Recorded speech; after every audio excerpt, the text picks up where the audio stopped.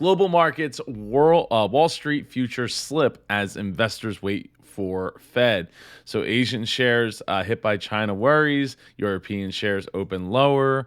RBA drops a yield target. Focus on Fed meeting. Updates prices adds. Wall Street futures.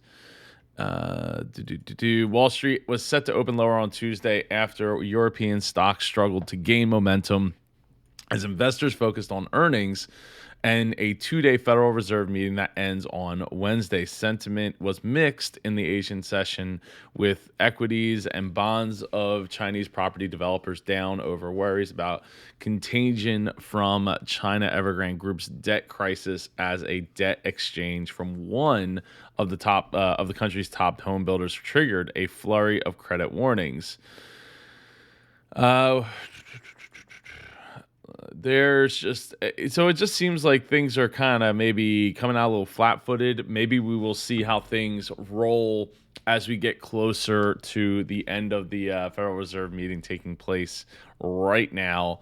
And if there's any Evergrande updates, I'm gonna continue to follow it here because I really feel that it's important to the rest of the world, the rest of the global economy, that we don't mess this up. And so we're gonna continue to track it.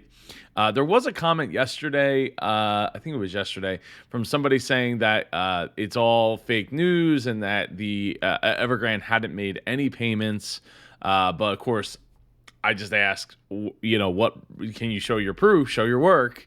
And I haven't heard back from that person. So if you are watching and you have some proof or no outside knowledge or inside knowledge, I should say, of the Evergrande crisis, I'd love to hear about it in the comments. So let me know down below about, is Evergrande really making the payments, or is things just kind of being floated?